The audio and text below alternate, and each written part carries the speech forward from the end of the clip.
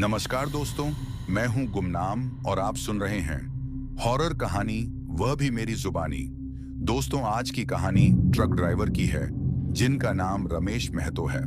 तो चलिए अब ये कहानी रमेश महतो के नजरिए से सुनते हैं। लेकिन उससे पहले आप लोग से एक शिकायत है।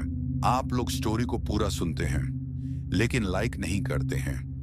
इस बार मैंने आप लोगों से बहुत उम्मीद लगाई है कि आप लोग अब की बार वीडियो को लाइक भी करेंगे और चैनल को सब्सक्राइब करके अपना सपोर्ट भी जरूर दिखाएंगे।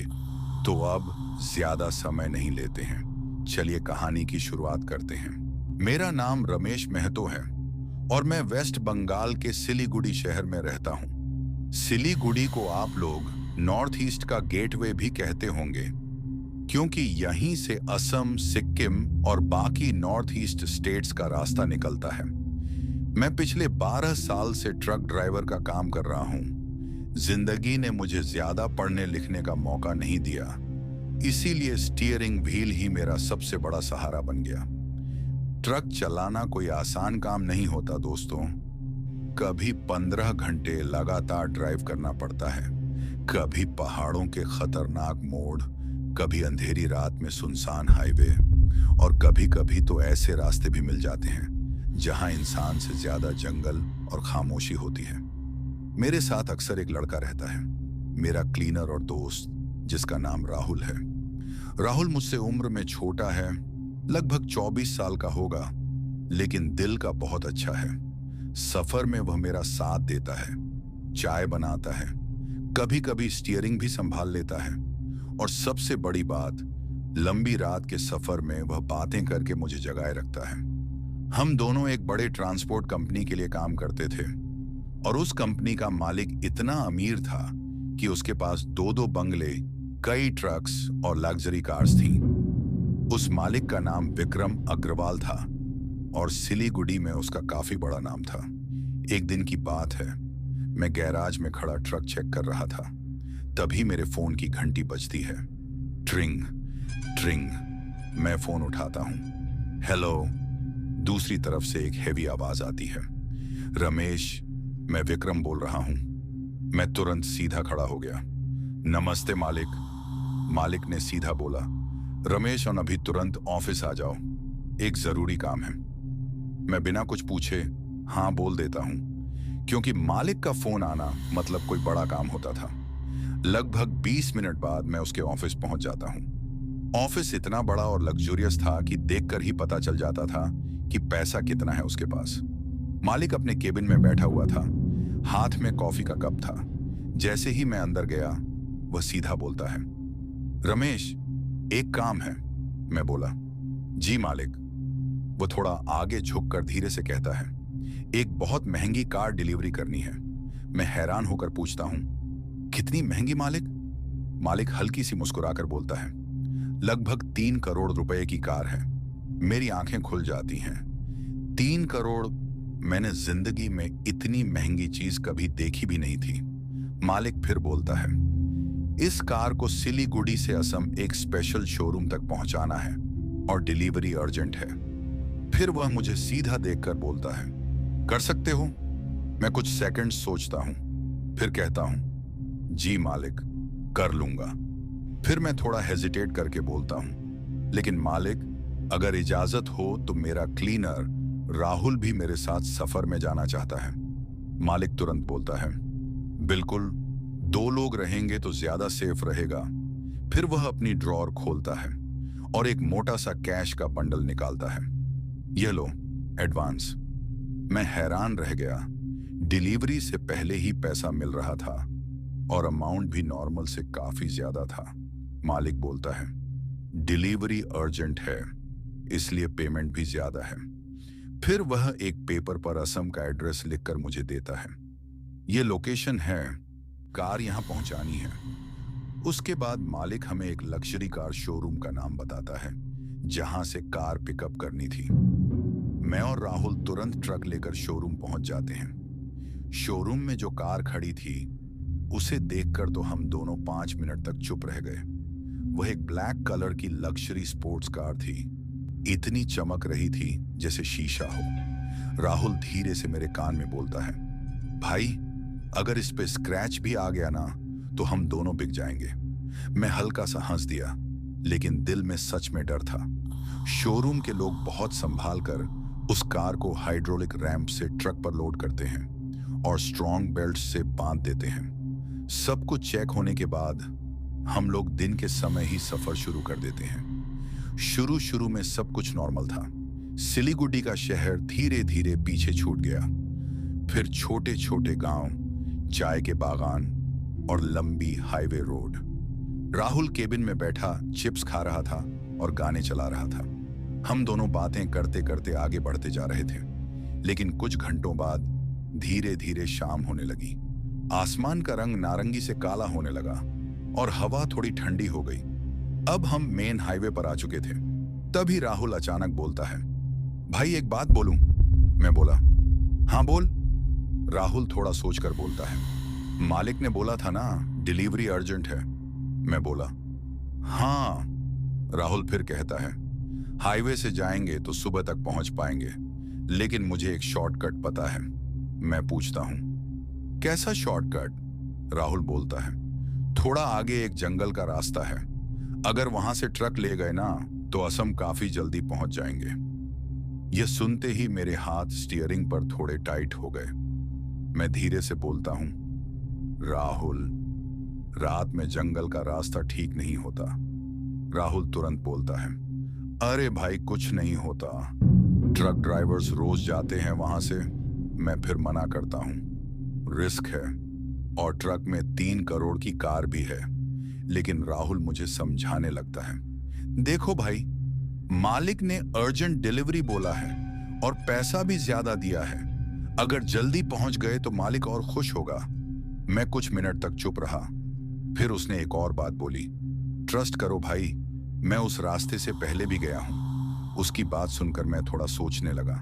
हाईवे सीधा था, सेफ था, लेकिन टाइम ज्यादा लगता और जंगल का रास्ता छोटा था लेकिन खतरनाक। आखिर में मैंने एक गहरी सांस ली और ट्रक का स्टीयरिंग धीरे से राइट साइड मोड़ दिया। राहुल के चेहरे पर हल्की सी स्माइल आ गई। ट्रक अब हाईवे छोड़कर उस जंगल वाले रास्ते की तरफ बढ़ रहा था और मुझे बिल्कुल भी अंदाजा नहीं था कि उस रात उस जंगल के अंदर हमारे साथ क्या होने वाला था। और मैं स्टीयरिंग पकड़कर ट्रक चलाते चलते धीरे धीरे हाईवे को पीछे छोड़ते हुए सफर आगे बढ़ाने लगता हूं और राहुल बैठकर सिगरेट पी रहा होता है और चारों तरफ अंधेरा इतना गहरा फैला हुआ था जैसे दूर दूर तक कोई आबादी या गांव नहीं था और सिर्फ घना जंगल था। इसलिए अब देखते ही देखते हाईवे का रास्ता पीछे छूट जाता है और ट्रक जंगल वाले रास्ते के अंदर एंटर हो जाता है। लेकिन मेरे दिल में अचानक से बेचैनी होने लगती है और मुझे डर लगता है कहीं मैं गलत रास्ता तो नहीं ले रहा हूं ना। इसलिए मैं ब्रेक मारकर ट्रक रोक देता हूं और राहुल कहता है, अरे क्या हुआ भाई, ट्रक क्यों रोक दिया है? तो मैं उससे बताता हूं कि मुझे समझ नहीं आ रहा है। मैंने तेरे कहने पे यह जंगल वाला रास्ता तो ले लिया है, लेकिन मुझे शक हो रहा है कि यह सही रास्ता है या नहीं। लेकिन राहुल मुझे थोड़े गुस्से से देखता है और कहता है, अरे भाई तू भी यार हद कर रहा है, क्या तुझे मुझ पे यकीन नहीं है? अरे तू टेंशन मत ले भाई, ये रास्ता सही रास्ता है, यहां से हम लोग जल्दी पहुंच जाएंगे। और फिर मैं थोड़ा शांत हो जाता हूं और हिम्मत करके वापस ट्रक स्टार्ट करके आगे सफर बढ़ाने लगता हूं और हमारा ट्रक जंगल के अंदर आ जाता है और हमारे ट्रक में एक बहुत महंगी चीज रखी हुई थी जिसकी कीमत 3 करोड़ रुपए की थी। और यह कार मुझे सिर्फ कार नहीं, कोई अजूबा लग रहा था। इसलिए मुझे और भी ज्यादा फिक्र था कि कहीं कुछ प्रॉब्लम ना हो जाए। तभी अचानक से ट्रक के केबिन का लाइट ऑन ऑफ होने लगता है और राहुल मुझसे पूछने लगता है कि ऐसा क्यों हो रहा है। तो मैं भी समझ नहीं पाता हूं और राहुल को कहता हूं, हो सकता है भाई शॉर्ट सर्किट हो गया होगा। और मैं ट्रक चलाने के फोकस करता हूं। लेकिन सफर जैसे जैसे आगे बढ़ रहा था मेरे सीने में अजीब सी बेचैनी भी बढ़ती जा रही थी। तभी राहुल अचानक से मुझे ट्रक रोकने को कहता है और मैं ट्रक ब्रेक मारकर रोक देता हूं और राहुल कहता है, रुक जा भाई, थोड़ा मुझे बहुत जोर की पेशाब लग गई है। और मेरा दिमाग खराब हो जाता है और मैं राहुल को कहता हूँ, अरे यार तू कैसी हरकतें कर रहा है यार, इस घने और अंधेरे जंगल में तुझे अब पेशाब भी करना है यार, तूने पहले क्यों नहीं किया था। लेकिन राहुल बात घुमाते हुए अकेले टॉर्च लेकर ट्रक से नीचे उतर जाता है और अंधेरे में एक पेड़ के पास जाकर पेशाब करने लगता है। तभी कुछ मिनट्स के बाद अचानक से उसकी जोर की आवाज आती है और वह चीखने लगता है। इसलिए मैं भी भागते हुए उसके पास जाता हूँ तो देखता हूँ वह भागते हुए ट्रक के पास वापस आ रहा था और वह मेरे नजदीक आ जाता है। तो मैं उससे पूछने लगता हूँ, अरे क्या हुआ भाई, तू चीख क्यों रहा है। तो वह हाँफते हाँफते पसीना से तरबतर होकर कहता है, भाई क्या बताऊं तुझे, मैं जब पेशाब कर रहा था तो मुझे एक अजीब सी जानवरों जैसी गुर्राने की आवाज आ रही थी और झाड़ियां थोड़ी सी हिल रही थी। इसलिए मैंने सोचा हो सकता है शायद कोई जानवर होगा और मैं पेशाब करके वापस मुड़ने के लिए टॉर्च उन झाड़ियों के पास मारकर वापस आने लगता हूँ। तो अचानक से मेरी नजर झाड़ियों के पास एक पेड़ पे पड़ती है और उस पेड़ के बगल में एक विशाल आदमी नजर आता है। लेकिन अंधेरा इतना ज्यादा था कि मुझे सही से समझ नहीं आ रहा था और मैं टॉर्च जैसे ही ऊपर करता हूँ तो देखता हूँ कि उस विशाल इंसान का चेहरा गायब है और उसके हाथ में मैं जैसे ही देखता हूँ तो उसके हाथ में एक कटा हुआ सर लटक रहा था जिसकी आंखें गायब थीं और वह हंसते हुए मुझे ही देख रहा था। इसलिए मैं चीखने लगा था, चल भाई अब बाकी की बात मैं बाद में बताऊंगा, अभी जल्दी यहां से निकल वरना हमारी जान को खतरा हो सकता है। और मैं राहुल की बात को समझ नहीं पा रहा था और मुझे कुछ भी अंदाजा नहीं हो रहा था। इसलिए मैं भी राहुल के साथ भागते हुए वापस ट्रक के केबिन में आ जाता हूँ और ट्रक स्टार्ट करके मैं उस जंगल वाले कच्चे रास्ते में आगे बढ़ने लगता हूँ। और राहुल डर से कांप रहा था। ऐसा लग रहा था जैसे उसने कुछ ऐसा देख लिया है जो एक इंसान को हमेशा जिंदगी भर के लिए डराने को काफी हो। लेकिन इतना ही नहीं, मैं ट्रक को तेजी से चलाते हुए जल्दी से इस जंगल को पार करने की सोच में आगे बढ़ रहा था। तभी अचानक से ऐसा लगता है जैसे ट्रक आगे से किसी चीज से टकरा गया हो और मैं फौरन ब्रेक मार देता हूँ और हेडलाइट की रोशनी में ट्रक के सामने जब देखता हूँ तो सामने एक बहुत ही विशाल पेड़ रास्ते में ही गिरा हुआ था और राहुल आंखें फाड़कर मेरी तरफ देखता है और मैं राहुल की तरफ देखता हूँ और थोड़ा गुस्से में कहता हूँ, देख ले भाई, एक और नई मुसीबत आ गई है। मैंने तुझसे कहा था मत ले जंगल वाला रास्ता, लेकिन तू बहुत ज्यादा ही उड़ रहा था। अब बोल क्या करेंगे। हम लोग तो राहुल डरते डरते परेशानी वाले कंडीशन में मुझे हाथ जोड़कर माफी मांगते हुए कहता है, मार कर दे भाई, लेकिन ट्रक को जल्दी से यहां से भगा वरना वह आ जाएगा। और मैं राहुल को शांत कराता हूं और उसे कहता हूं, देख भाई, ये जंगल है, तुझे वहम हुआ होगा, ऐसा कुछ नहीं होता है। लेकिन वह डर से कांप रहा था और जब मैं उसके माथे पे हाथ रखता हूं तो देखता हूं कि उसे बहुत तेज बुखार आ रहा था। इसलिए मैं उसे शांत कराता हूं और उसे कहता हूं, देख भाई, तुझे हिम्मत करना पड़ेगा और अगर हमें आगे बढ़ना है तो हमें जल्दी से इस रास्ते में गिरे हुए पेड़ को हटाना होगा, वरना हम लोग यहाँ फंस जाएंगे और गाड़ी को वापस घुमाना मतलब सफर को शुरू से शुरू करना। इसलिए चल नीचे उतरते हैं और हम दोनों इस पेड़ को रास्ते से हटाने की कोशिश करते हैं। लेकिन अंधेरा काफी ज्यादा फैला हुआ था, इसलिए हम दोनों को पेड़ सही से नजर नहीं आ रहा था और राहुल भी पेड़ हटाने के बहुत जोर लगाता है। लेकिन पेड़ इतना ज्यादा भारी और मोटा था कि जरा भी हटने का नाम नहीं ले रहा था। तभी मेरे हाथ में पेड़ की टहनी से चीरा जाता है और चोट लग जाता है और राहुल भी थक हार कर रुक जाता है। लेकिन राहुल को अचानक से ऐसा महसूस होता है जैसे उसके पीछे कोई खड़ा है और वह मुझे खामोशी से इशारा करता है और अपने पीछे मुझको देखने को कहता। सो इसीलिए मैं टॉर्च मारकर राहुल के पीछे देखने लगता हूं तो वहां सिवाय पेड़ और घने झाड़ियों के अलावा कुछ भी नहीं था। इसलिए हम दोनों हाथ से ज्यादा डर चुके थे और अब मुझे भी कुछ गड़बड़ लग रहा था। ऐसा लग रहा था जैसे हम दोनों को कोई देख रहा है। तभी अचानक से धम्म करके आवाज आती है और ऐसा महसूस होता है जैसे ट्रक के पीछे किसी ने जोरदार धक्का दिया है। इसलिए अब हम दोनों की हालत खराब हो चुकी थी और हम दोनों डरते डरते टॉर्च लेकर आगे बढ़ते हुए ट्रक के पीछे जाने लगते हैं और देखने की कोशिश करते हैं। लेकिन राहुल कहता है, भाई मत जा, आगे चल, वापस ट्रक के केबिन के अंदर चलते हैं और रिवर्स करके ट्रक वापस घुमा लेते हैं, वरना हम लोग वापस इस जंगल से बाहर नहीं निकल पाएंगे। लेकिन तभी अचानक से जोर जोर से किसी जानवर की गुर्राने की आवाज आने लगती है और अब मैं भी चौकन्ना हो जाता हूं और हम दोनों के बगल में जो झाड़ियों की झुंड थी वह अचानक से जोर जोर से हिलने लगती है और हम दोनों का दिल जोर जोर से धड़कने लगता है।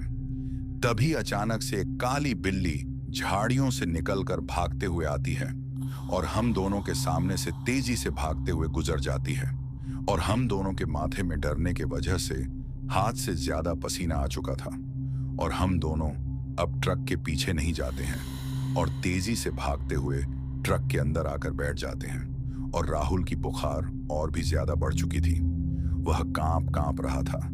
तभी उस बिल्ली की जोरदार चीख आती है और ऐसा लगता है जैसे उसे कुछ हो गया हो। इसलिए राहुल मुझे खामोश रहने का इशारा करता है, लेकिन मैं हिम्मत करते हुए ट्रक के अंदर बैठकर ही टॉर्च मारकर उन झाड़ियों के पास मारने लगता हूं तो देखता हूं कि बिल्ली घायल जमीन पे गिरी हुई है और वह शायद मर चुकी थी, जिससे देखकर राहुल जल्दी से मेरे हाथ को नीचे करने वाला होता है। लेकिन तभी कुछ सेकंड्स के लिए मुझे भी ऐसा लगता है जैसे उन झाड़ियों के पास पेड़ के पीछे कोई विशाल इंसान खड़ा है और उसका सर गायब है। तभी राहुल पूरा देखने से पहले टॉर्च मेरे हाथ से मारकर गिरा देता है और मुझे कहता है, क्या कर रहा है रमेश, जल्दी से ट्रक रिवर्स गियर ले और ट्रक निकाल यहां से, वरना हम लोग जिंदा नहीं लौट पाएंगे। इसलिए मैं ट्रक स्टार्ट करने की कोशिश करता हूं और अब इस बार ट्रक भी स्टार्ट नहीं होता है और गुर्र गुर्र आवाज आती है। ऐसा लगता है जैसे ट्रक का इंजन बंद हो जा रहा है और शुरू होने का नाम नहीं ले रहा है। इसलिए अब हम दोनों एक दूसरे का चेहरा देखते हैं और थक हार कर मजबूरी में ट्रक के अंदर बैठ जाते हैं और किसी दूसरी मदद का इंतजार करने लगते हैं। लेकिन रात गहरी होती जा रही थी और दूर दूर तक इस जंगल वाले रास्ते में कोई दूसरी गाड़ी या ट्रक नहीं आ रही थी और हम दोनों को ऐसा लग रहा था जैसे हम दोनों अब इस जंगल में बुरी तरह फंस चुके हैं। और अचानक से तेज हवा चलने लगती है और चारों तरफ घने झाड़ियां और पेड़ जोर जोर से हिलने लगते हैं और ऐसा माहौल बन रहा था जैसे जंगल जिंदा हो गया हो। लेकिन तभी मेरी नजर साइड मिरर पे पड़ती है और उस गहरे अंधेरे में ऐसा महसूस होता है जैसे ट्रक के पीछे से कोई झांक रहा है और उसका आधा शरीर नजर आ रहा था, लेकिन उसका सर गायब था और मैं समझ गया था कि वह जो भी चीज है उसका सर नहीं है और यह कोई इंसान नहीं है। तभी अचानक से ट्रक के पीछे से खटखुट की आवाज आने लगती है और राहुल मुझे जैसे भी करके ट्रक यहां से निकालने को कहता है, लेकिन ट्रक जो था वह शुरू होने का नाम ही नहीं ले रहा था। इसलिए राहुल कुछ आइडिया लगाने को कहता है और मैं एक रास्ता सोचता हूं, शायद मैं कॉल करके मालिक को सारी बात बताऊंगा तो कोई मदद मिल जाएगा। इसलिए कॉल करने के लिए मैं फोन निकालता हूं, लेकिन नेटवर्क भी जंगल में होने की वजह से पूरा उड़ा हुआ था और हम दोनों अब उदास होकर डरते हुए खामोशी से ट्रक के अंदर बैठे हुए थे और ऊपर वाले से प्रार्थना कर रहे थे कि कोई मदद मिल जाए। तभी कुछ मोटर जैसी आवाज आने लगती है। ऐसा लगता है जैसे कोई बाइक चलते हुए हमारे ट्रक की तरफ आ रही हो। तभी वह आवाज हमारे ट्रक के नजदीक आकर रुक जाती है और कोई बाहर से ट्रक का गेट खटखटाने लगता है, लेकिन राहुल काफी डरा हुआ था, इसीलिए वह गेट नहीं खोलता है। लेकिन मैं हिम्मत करके ट्रक से नीचे उतर जाता हूं तो देखता हूं कि एक बुजुर्ग चाचा जी अपने पुराने बाइक में बैठे हुए थे और वह मुझे देखकर कहते हैं, अरे बेटा, कौन हो तुम और इस ट्रक को यहाँ क्यों रोक रखा है? और वह भी इस रास्ते में। शायद तुम दोनों को पता नहीं है कि यह रास्ता ठीक नहीं है। यहाँ लोगों के साथ कई घटनाएं हो चुकी हैं और लोगों का कहना है यहाँ वह रहता है और शिकार करता है। तो मैं चाचा जी से पूछता हूँ कि आप किसकी बात कर रहे हो, यहाँ कौन रहता है? तो वह कहते हैं कि मैं उसका नाम नहीं ले सकता हूँ, लेकिन उसका सर नहीं है। और इस बात को सुनकर मैं समझ जाता हूँ कि चाचा जी जिसकी बात कर रहे हैं उसे मैंने झाड़ियों के पीछे देखा है। लेकिन मैं चाचा जी से कहने लगता हूँ कि मेरा दोस्त ट्रक के अंदर बैठा हुआ है और मेरे ट्रक में बहुत कीमती गाड़ी भी है। मुझे इस जंगल से निकलना है, लेकिन इस रास्ते में तो यह पेड़ गिरा हुआ है और ट्रक भी चालू नहीं हो रहा है। लेकिन चाचा जी कहते हैं, देखो बेटा, अभी जो भी करना है रोशनी के बाद करना। अभी अगर तुम चाहो तो मैं तुम्हें और तुम्हारे दोस्त को यहां से 10 किलोमीटर दूर मैं अपने छोटे से घर में ले चलता हूं, वरना हो सकता है सुबह तक तुम लोग मदद मांगने के लायक ना बच सको। और चाचा जी की इस बात को राहुल भी अंदर से सुन रहा था, इसलिए राहुल भी कहता है, हाँ भाई चलो, हम लोग ट्रक यहां छोड़कर चलते हैं, रात चाचा जी के घर में गुजार लेंगे। लेकिन जब हम दोनों बातें कर रहे थे तो अचानक से दोबारा झाड़ियों के पीछे से फिर से किसी जानवर की डरावनी गुर्राने की आवाज आनी शुरू हो जाती है और चाचा जी तेजी से कहते हैं, आ जाओ, जल्दी बाइक में बैठ जाओ, हमें जल्दी यहां से निकलना चाहिए वरना कुछ भी हो सकता है। और राहुल भी ट्रक के केबिन से नीचे उतर जाता है और हम दोनों ट्रक के केबिन को अच्छे से लॉक कर देते हैं और पीछे कार के कंटेनर को अच्छे से चेक कर लेते हैं कि सही से लॉक है या नहीं। और चेक करने के बाद हम दोनों चाचा जी के पीछे बाइक में बैठ जाते हैं और चाचा जी बाइक लेकर तेजी से जंगल के पीछे हाईवे की तरफ बढ़ने लगते हैं। और बाइक जैसे जैसे भाग रहा था वैसे हमें महसूस हो रहा था जैसे पीछे पीछे कोई भागते हुए आ रहा है। इसलिए हम लोग भागते हुए चाचा जी तेजी से बाइक चलाते हैं और देखते ही देखते जंगल के आखिरी वाले हिस्से में वहां चाचा जी बाइक रोक देते हैं और वहां एक छोटा सा पुराना जैसा घर बना हुआ था और दूर दूर तक सिवाय पेड़ और अंधेरों के कुछ भी नहीं था। इसलिए चाचा जी हम दोनों को अंदर ले जाते हैं और खामोश रहने को कहते हैं और बाहर से गुर्राने की आवाज और तेज हो जाती है। मैं और राहुल बाइक पर बैठे हुए उस बुढ़े चाचा के पीछे जंगल के उस पतले रास्ते पर तेजी से बढ़ रहे थे। रात इतनी गहरी हो चुकी थी कि बाइक की छोटी सी हेडलाइट ही बस एक पतली सी रोशनी बना रही थी और उस रोशनी के बाहर सब कुछ काला अंधेरा था। जब भी बाइक किसी गड्ढे से टकराती तो मुझे ऐसा लगता जैसे कोई चीज हमारे बिल्कुल पीछे भाग रही हो। राहुल ने डर के मारे मेरे कंधे को कसकर पकड़ रखा था और उसका हाथ कांप रहा था। थोड़ी देर बाद चाचा ने बाइक एक पुराने से घर के सामने रोकी। वह घर जंगल के बिल्कुल बीच में था। लकड़ी का बना हुआ पुरानी दीवार और छत पर पुरानी टिन की शीट लगी हुई थी। दूर दूर तक सिर्फ पेड़, हवा और अंधेरा था। चाचा ने धीरे से कहा, जल्दी अंदर आओ और आवाज मत करो। हम दोनों तुरंत बाइक से उतरकर उनके पीछे घर के अंदर चले गए। अंदर एक छोटा सा कमरा था जिसमें एक पुरानी लालटेन जल रही थी। लालटेन की हल्की सी पीली रोशनी में चाचा का चेहरा और भी रहस्यमय लग रहा था। चाचा ने दरवाजा अंदर से बंद किया और लकड़ी की एक मोटी कुंडी लगा दी। राहुल अभी भी कांप रहा था।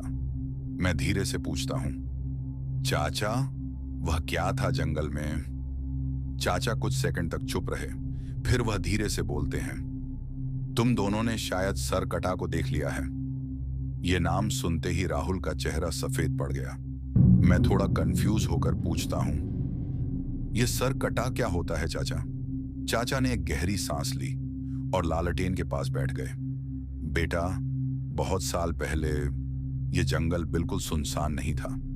यहां एक तांत्रिक रहता था जो भैरव की साधना करता था। मैं और राहुल ध्यान से सुनने लगे। चाचा बोलते गए, उस तांत्रिक का नाम था रुद्रनाथ और वह बहुत शक्तिशाली था। वह भैरव को प्रकट करना चाहता था, लेकिन उसने एक बहुत खतरनाक साधना शुरू कर दी। राहुल धीरे से बोलता है, कौन सी साधना? चाचा की आवाज धीमी हो गई। भैरव साधना। इस साधना में तांत्रिक को इंसानी बलिदान देना पड़ता है। मेरे रगों में ठंडी सी लहर दौड़ गई। चाचा ने आगे बताया, रुद्रनाथ ने जंगल में आने वाले ट्रैवलर्स को पकड़ पकड़ कर उनके सर काट कर बलि देनी शुरू कर दी। राहुल का गला सूख गया। एक रात जब उसने भैरव को प्रकट करने की अंतिम क्रिया की, तब कुछ गलत हो गया। लालटेन की लौ हवा से हिलने लगी। चाचा धीरे से बोले, उस रात बिजली चमकी और भैरव की शक्ति उस तांत्रिक पर ही टूट पड़ी। उसका सर उसके शरीर से अलग हो गया, लेकिन उसकी आत्मा मुक्ति नहीं पाई। तब से वह सर कटा बनकर इस जंगल में भटक रहा है। राहुल डर कर बोलता है, मतलब वह आदमी जिसका सर नहीं है, वह वही तांत्रिक है? चाचा धीरे से सिर हिला देते हैं। हाँ बेटा, वह अब भी शिकार करता है, और जो भी रात में जंगल में फंस जाता है, वह उसका शिकार बन जाता है। यह सुनते ही राहुल ने सीधा दरवाजे की तरफ देखा। तभी बाहर से एक डरावनी गुर्राने की आवाज आई। हम तीनों एकदम चुप हो गए। चाचा धीरे से बोलते हैं, वह आ गया। राहुल की सांसें तेज हो गई। तभी धा-आ-अम, दरवाजे पर किसी ने बहुत जोर से धक्का मारा। पूरा घर हिल गया। राहुल चिल्लाया, भाई वह यही है। चाचा तुरंत एक पुरानी त्रिशूल जैसी चीज उठाते हैं जो दीवार के पास रखी थी। दरवाजा मत खोलना। बाहर से फिर तिया ड थिया हड थिया हड। ऐसा लग रहा था जैसे कोई बहुत भारी चीज दरवाजा तोड़ने की कोशिश कर रही हो। मैं धीरे से खिड़की की तरफ बढ़ा और छोटे से छेद से बाहर झांकने की कोशिश की, और जो मैंने देखा उसे देखकर मेरी सांस रुक गई। घर के बाहर एक बहुत विशाल साया खड़ा था। उसका सर नहीं था। उसके हाथ में एक खून से भीगा हुआ कटा हुआ सर लटक रहा था, और उसका शरीर धीरे धीरे घर के दरवाजे को धक्का दे रहा था। तभी वह बिना सर वाला शरीर हमारी खिड़की की तरफ मुड़ गया, जैसे उसे पता चल गया हो कि मैं उसे देख रहा हूं। और अगले ही पल धाम, दरवाजा इतनी जोर से हिला कि लकड़ी की कुंडी टूटने वाली थी। चाचा जोर से चिल्लाए, सुबह होने तक यह घर नहीं छोड़ता, लेकिन अगर दरवाजा टूट गया तो हम तीनों जिंदा नहीं बचेंगे। और उस वक्त हमें समझ आ गया था कि रात अभी बहुत लंबी थी और सर कटा अभी बाहर ही खड़ा था। घर के अंदर लालटेन की हल्की सी पीली रोशनी जल रही थी, और बाहर सर कटा लगातार दरवाजे को धक्का मार रहा था। धाम धाम धाम। हर धक्के के साथ लकड़ी का पुराना दरवाजा जोर से हिल जाता था। राहुल डर के मारे एक कोने में खड़ा था। उसका बुखार अब और भी ज्यादा बढ़ चुका था, और उसकी सांसें तेज चल रही थीं। चाचा जी ने अपने हाथ में पुराना सा त्रिशूल पकड़ लिया था और दरवाजे की तरफ घूरते हुए धीरे से बोले, बेटा, अगर दरवाजा टूट गया ना, तो हम तीनों का बचना मुश्किल हो जाएगा। मेरे गले में जैसे आवाज ही अटक गई थी। तभी धाम, एक बहुत जोरदार धक्का लगा और दरवाजे की लकड़ी में दरार पड़ गई। राहुल डर के मारे चिल्लाया, भाई वह अंदर आने वाला है। चाचा जी तुरंत बोले, पीछे आओ दोनों। हम तीनों जल्दी से कमरे के दूसरे कोने में चले गए। चाचा जी ने फर्श पर रखी एक पुरानी चटाई को हटा दिया और उसके नीचे एक लकड़ी का छोटा सा ट्रैप डोर नजर आया। मैं हैरान रह गया। चाचा जी जल्दी से बोले, यह घर का पुराना तहखाना है। जब जंगल में जानवर आते थे तब लोग यहाँ छुप जाते थे। उन्होंने ट्रैप डोर खोला। नीचे अंधेरा और मिट्टी की सीढ़ियां नजर आ रही थीं। जल्दी नीचे जाओ। राहुल सबसे पहले नीचे उतर गया, फिर मैं, और सबसे आखिरी में चाचा जी। चाचा जी ने ऊपर से ट्रैप डोर बंद कर दिया। अब हम तीनों अंधेरे तहखाने में खड़े थे। ऊपर से अब भी आवाज आ रही थी, तिया चढ़ थिया हड सी आर के, जैसे सर कटा अब घर के अंदर घुस चुका हो। राहुल का हाथ अब भी कांप रहा था। मैं धीरे से पूछता हूं, चाचा जी, क्या वह अंदर आ गया? चाचा जी धीरे से बोले, लगता तो वही है। तभी ऊपर से लकड़ी टूटने की आवाज आई, सी आर रैश। राहुल का चेहरा बिल्कुल सफेद पड़ गया। भाई, वह घर के अंदर है। तहखाने में एक छोटा सा वेंटिलेशन होल था जिससे थोड़ी सी रोशनी आ रही थी। मैं धीरे से उस होल के पास गया और ऊपर झांकने की कोशिश की, और जो मैंने देखा, मेरा दिल धड़कना भूल गया। कमरे के बीच में एक बहुत बड़ा साया खड़ा था। उसका सर नहीं था। उसके कंधों से ऊपर बस काला अंधेरा था। उसके हाथ में एक कटा हुआ सर लटक रहा था, जिसके मुंह से सूखा हुआ खून बह रहा था, और वह धीरे धीरे घर के अंदर घूम रहा था। जैसे किसी को ढूंढ रहा हूं। मैं तुरंत नीचे हट गया। चाचा जी, वह अंदर है। राहुल की सांसें और तेज हो गईं। तभी अचानक थम थम किसी के भारी कदम की आवाज सीधा ट्रैपडोर के ऊपर सुनाई दी। हम तीनों की सांसें रुक गईं। सरकटा बिल्कुल हमारे ऊपर खड़ा था और अगले ही पल धाम, ट्रैपडोर पर इतना जोर से धक्का लगा कि मिट्टी नीचे गिरने लगी। राहुल डर के मारे रो पड़ा। भाई, वह हमें ढूंढ चुका है। चाचा जी ने धीरे से मंत्र जैसा कुछ बोलना शुरू किया, लेकिन CRAK, ट्रैपडोर की लकड़ी टूटने लगी। एक और धक्का, धाम, और ट्रैपडोर अंदर गिर गया। लालटेन की रोशनी में एक विशाल साया सीढ़ियों पर खड़ा था। सरकटा, उसका शरीर इतना बड़ा था कि सीढ़ियां छोटी लग रही थीं। उसके हाथ में लटकता हुआ सर धीरे धीरे हमारी तरफ घूम रहा था। राहुल की चीख निकल गई, भाई भाग! हम तीनों तहखाने के पीछे वाले रास्ते की तरफ भागे। चाचा जी चिल्लाए, उधर एक पुराना एग्जिट है। लेकिन तभी सरकटा ने एक लंबे हाथ से राहुल का पैर पकड़ लिया। राहुल जोर से जमीन पर गिर गया। भाई बचाओ! मैं तुरंत उसका हाथ पकड़ने लगा। राहुल पकड़ मेरा हाथ! लेकिन सरकटा की ताकत इंसान से कई गुना ज्यादा थी। उसने राहुल को जमीन पर घसीटना शुरू कर दिया। राहुल मिट्टी में हाथ मारते हुए चिल्लाता रहा, रमेश भाई, मुझे बचाओ! मैं उसका हाथ पकड़कर खींच रहा था, लेकिन मेरी पकड़ धीरे धीरे छूट रही थी। चाचा जी ने त्रिशूल लेकर सरकटा पर वार करने की कोशिश की, लेकिन सरकटा ने एक झटके में चाचा जी को दीवार से दे मारा। चाचा जी जमीन पर गिर गए और अगले ही पल सरकटा राहुल को सीढ़ियों के ऊपर घसीट कर ले गया। राहुल की चीखें पूरा जंगल हिला रही थीं। रमेश भाई बचाओ! मैं भी सीढ़ियां चढ़कर उसके पीछे भागा, लेकिन जब मैं घर के बाहर निकला तब तक सरकटा राहुल को घसीट कर जंगल की तरफ ले जा चुका था। अंधेरे में बस राहुल की दूर होती हुई चीखें सुनाई दे रही थीं, भाई बचाओ! फिर धीरे धीरे सब कुछ खामोश हो गया। जंगल फिर से बिल्कुल चुप हो गया। मैं वहीं जमीन पर खड़ा रह गया। मेरी सांसें तेज चल रही थीं और दिमाग बिल्कुल सुन्न हो गया था। राहुल, मेरा दोस्त, सरकटा उसे जंगल के अंधेरे में ले गया था और मुझे उस वक्त समझ आ गया था कि शायद राहुल अब कभी वापस नहीं आएगा। लेकिन असली डरावनी बात अभी बाकी थी, क्योंकि चाचा जी धीरे से उठकर बोले, बेटा, अगर सरकटा राहुल को ले गया है तो वह उसे बलिदान बनाने वाला है, और अगर ऐसा हुआ तो सरकटा और भी ज्यादा शक्तिशाली हो जाएगा और उसके बाद वह तुम्हें भी लेने जरूर वापस आएगा। राहुल की चीखें जंगल के अंधेरे में धीरे धीरे गायब हो चुकी थीं और अब चारों तरफ सिर्फ हवा की सरसराहट और पेड़ों की हल्की खड़बड़ाहट सुनाई दे रही थी। मैं वहीं जमीन पर खड़ा था।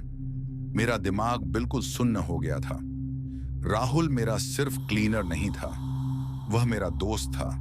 हमने सालों तक साथ सफर किया था, एक ही ट्रक में खाया, एक ही ट्रक में सोए और हर मुश्किल रात साथ में निकाली थी। और अब सरकटा उसे जंगल के अंधेरे में घसीट कर ले गया था। मेरी आंखों में गुस्सा और डर दोनों भर गए। मैं जोर से बोला, नहीं। चाचा जी ने मेरी तरफ देखा। मैं दांतों को भींचकर बोला, मैं राहुल को ऐसे नहीं छोड़ सकता चाचा जी, वह मेरा दोस्त है। चाचा जी कुछ सेकंड तक मुझे देखते रहे, फिर उन्होंने एक गहरी सांस ली। बेटा, जंगल में उसका पीछा करना बहुत खतरनाक है, मैं तुरंत बोला। लेकिन अगर हम कुछ नहीं करेंगे तो सरकटा राहुल को मार देगा। कुछ पल की खामोशी के बाद चाचा जी ने धीरे से सिर हिलाया। ठीक है, अगर जाना ही है तो अभी जाना होगा, क्योंकि सरकटा अक्सर शिकार को जंगल के एक पुराने जगह पर ले जाता है। मैं पूछता हूं, कौन सी जगह? चाचा जी धीरे से बोलते हैं, भैरव का पुराना मंदिर। यह नाम सुनते ही मेरी रीढ़ की हड्डी तक ठंडी हो गई। चाचा जी घर के कोने में गए और एक पुरानी लालटेन और त्रिशूल उठाया। मेरे पीछे आओ और आवाज बिल्कुल मत करना। हम दोनों धीरे धीरे घर से बाहर निकले। जंगल में रात अब और भी गहरी हो चुकी थी। लालटेन की रोशनी में बस 5 से 6 कदम तक का रास्ता ही नजर आ रहा था, बाकी सब कुछ काला अंधेरा। हम दोनों उसी डायरेक्शन में बढ़ने लगे जहां राहुल को घसीट कर ले जाया गया था। कुछ दूर चलने के बाद जमीन पर घसीटने के निशान नजर आए। मिट्टी में एक सीधी लाइन बनी हुई थी, जैसे किसी को जोर से खींचा गया हो। मैं धीरे से बोला, यही राहुल के निशान हैं। चाचा जी ने सिर हिलाया। हाँ, वो इसी तरफ गया है। हम उन निशानों का पीछा करते हुए जंगल की ओर अंदर बढ़ते गए। जंगल अब और भी घना और खामोश हो गया था। कभी कभी दूर से किसी उल्लू की आवाज आती और कभी किसी जानवर की हल्की गुर्राने की। मेरे दिल की धड़कन हर कदम के साथ तेज होती जा रही थी। लगभग 20 मिनट चलने के बाद लालटेन की रोशनी में कुछ नजर आया। पेड़ों के बीच एक पुरानी पत्थर की दीवार और उसके पीछे एक टूटा फूटा मंदिर खड़ा था। चाचा जी धीरे से बोले, यही है भैरव का पुराना मंदिर। मंदिर का दरवाजा आधा टूटा हुआ था और अंदर बिल्कुल अंधेरा था, लेकिन अंदर से एक लाल सी हल्की रोशनी आ रही थी, जैसे कोई आग जल रही हो। मेरा गला सूख गया। तभी अंदर से एक कमजोर सी चीख सुनाई दी, भाई। मेरा दिल एकदम उछल गया। राहुल! मैं तुरंत मंदिर की तरफ बढ़ने लगा, लेकिन चाचा जी ने मेरा हाथ पकड़ लिया। पागल मत बनो, पहले देखते हैं अंदर क्या हो रहा है। हम दोनों धीरे से मंदिर की टूटी हुई दीवार के पास झुककर अंदर झांकने लगे, और जो मैंने देखा उसे देखकर मेरी सांस रुक गई। मंदिर के बीच में एक पुराना पत्थर का चबूतरा था। उस चबूतरे पर राहुल बंधा हुआ पड़ा था। उसके हाथ और पैर रस्सी से बंधे हुए थे और वह हिलने की कोशिश कर रहा था। उसके पास एक बड़ी सी आग जल रही थी और उस आग के सामने सर कटा खड़ा था। उसका विशाल शरीर आग की रोशनी में और भी डरावना लग रहा था। उसके कंधों के ऊपर अब भी कोई सर नहीं था। उसके हाथ में एक पुरानी तलवार चमक रही थी और उसके पास जमीन पर इंसानी खोपड़ियां बिखरी हुई थी। चाचा जी धीरे से फुसफुसाए, वह राहुल की बलि देने वाला है। मेरे हाथ अपने आप मुट्ठी में बंद हो गए। मैं उसे नहीं होने दूंगा। चाचा जी बोले, बेटा सोच समझ कर। लेकिन उससे पहले ही राहुल ने जोर से चीख मारी, रमेश भाई! सर कटा एकदम से हमारी डायरेक्शन में मुड़ गया, जैसे उसे पता चल गया हो कि हम यहां हैं। उसने अपनी तलवार उठाई और धीरे धीरे मंदिर के बाहर की तरफ चलने लगा। चाचा जी ने त्रिशूल कसकर पकड़ लिया। अब वह हमें देख चुका है। मेरा दिल जोर जोर से धड़क रहा था और अगले ही पल मंदिर के अंधेरे दरवाजे से सर कटा बाहर निकला। उसका विशाल शरीर सीधा हमारी तरफ बढ़ने लगा और मुझे उस वक्त समझ आ गया था कि अब सिर्फ दो रास्ते थे, या तो हम राहुल को बचाएंगे या फिर आज रात हम तीनों भी इसी जंगल में मर जाएंगे।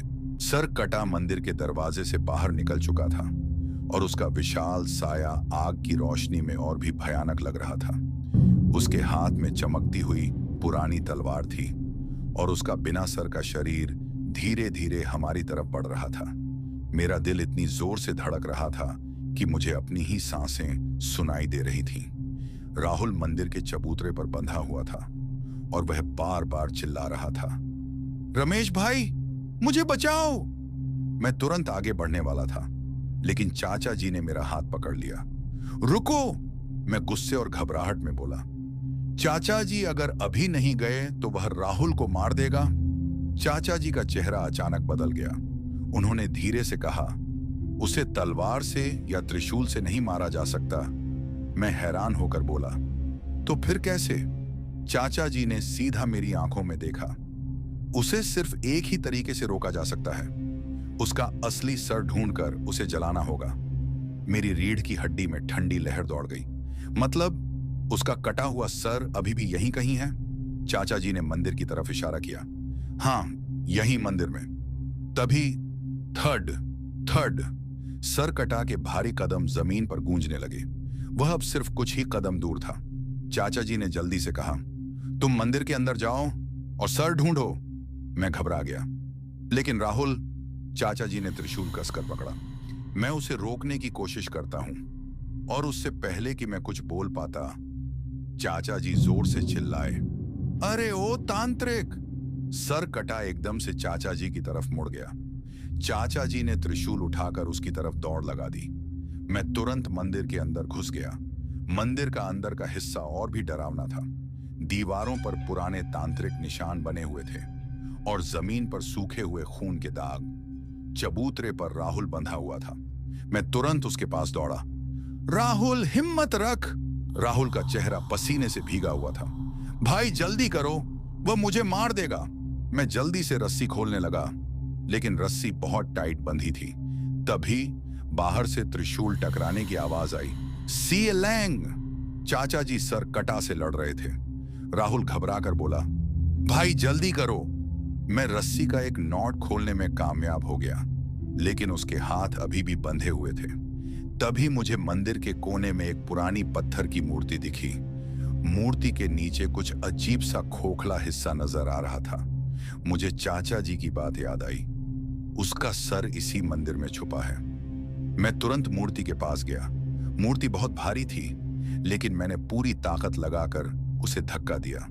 मूर्ति घर्र की आवाज के साथ थोड़ी सी साइड हो गई और उसके नीचे जमीन में एक छोटा सा गड्ढा नजर आया। उस गड्ढे के अंदर कुछ पड़ा हुआ था। मैं धीरे से नीचे झुका और जब मैंने टॉर्च की रोशनी उस पर डाली, मेरी सांसें एक पल के लिए रुक गईं। वहां एक सूखा हुआ इंसानी सर पड़ा था। उसकी आंखें खोखली थीं और उसके दांत बाहर निकले हुए थे, जैसे वह अभी भी मुस्कुरा रहा हो। तभी बाहर से राहुल की चीख सुनाई दी, भाई जल्दी करो। मैं तुरंत सर को उठाता हूं, लेकिन जैसे ही मैंने उसे हाथ लगाया, मंदिर के बाहर से एक भयानक गरज सुनाई दी। जी जी! सर कटा जैसे पागल हो गया था। उसे पता चल गया था कि उसका सर मिल चुका है। अगले ही पल धाम! मंदिर का दरवाजा इतनी जोर से खुला कि लकड़ी के टुकड़े उड़ गए। सर कटा सीधा अंदर घुस आया। उसका विशाल शरीर मेरे और राहुल के बीच खड़ा था। उसकी तलवार हवा में चमक रही थी और वह धीरे धीरे मेरी तरफ बढ़ने लगा, जैसे वह मुझे सर जलाने से पहले ही मार देना चाहता हो। राहुल जोर से चिल्ला रहा था, भाई भाग! लेकिन मेरे हाथ में अब सर कटा का असली सर था और मुझे पता था, अगर मैंने इसे आग में नहीं जलाया तो सर कटा कभी नहीं मरेगा। मेरे और उसके बीच बस 5 कदम का फासला रह गया था। उसने अपनी तलवार उठाई और सीधा मेरी गर्दन की तरफ वार करने वाला था।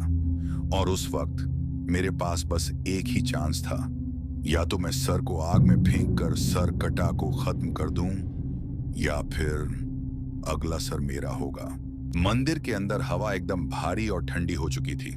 आग की लाल रोशनी दीवारों पर हिल रही थी और उस रोशनी में सर कटा का विशाल बिना सर का शरीर मेरे बिल्कुल सामने खड़ा था। उसके हाथ में चमकती हुई तलवार धीरे धीरे मेरी गर्दन की तरफ उठ रही थी। मेरे हाथ में उस वक्त उसका असली कटा हुआ सर था। मेरा दिमाग एक पल के लिए बिल्कुल सुन्न हो गया था। राहुल चबूतरे पर बंधा हुआ जोर जोर से चिल्ला रहा था, भाई जल्दी करो, उसे जला दो। लेकिन सर कटा बस 2 कदम दूर था। अगर मैं जरा सा भी हिलता तो उसकी तलवार मेरी गर्दन अलग कर देती। तभी अचानक मेरे बगल से एक जोर की आवाज आई, अरे ओ श्रापित आत्मा! मैं पलट कर देखता हूं। चाचा जी खड़े थे। उनके कपड़े फट चुके थे और उनके कंधे से खून बह रहा था, लेकिन उनके हाथ में अब भी वह पुराना त्रिशूल था।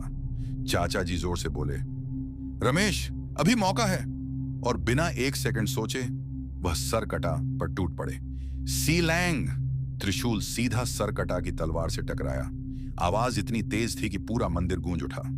सर कटा एक पल के लिए मेरी तरफ से मुड़कर चाचा जी की तरफ हो गया। चाचा जी जोर जोर से त्रिशूल चलाने लगे। भगवान भैरव की कसम, आज तुझे मुक्ति दूंगा। सर कटा ने एक भयानक गरज निकाली। जी जी! उसने अपनी तलवार घुमाकर एक जोर का वार किया। चाचा जी मुश्किल से बच पाए, लेकिन तलवार उनके बाजू को छू गई। खून जमीन पर टपकने लगा। मैं समझ गया था, चाचा जी अपनी जान की परवाह किए बिना सर कटा को रोक रहे थे, सिर्फ इसलिए ताकि मुझे सर जलाने का वक्त मिल सके। राहुल फिर चिल्ला उठा, भाई जल्दी करो, वरना चाचा जी मर जाएंगे। मेरा दिल जोर जोर से धड़क रहा था। मैं तुरंत मंदिर के बीच जल रही आग की तरफ भागा, लेकिन जैसे ही मैं आग के पास पहुंचा, सर कटा ने मुझे देख लिया। उसने चाचा जी को एक भयानक झटका दिया। चाचा जी हवा में उछलकर दीवार से टकरा गए। धाम!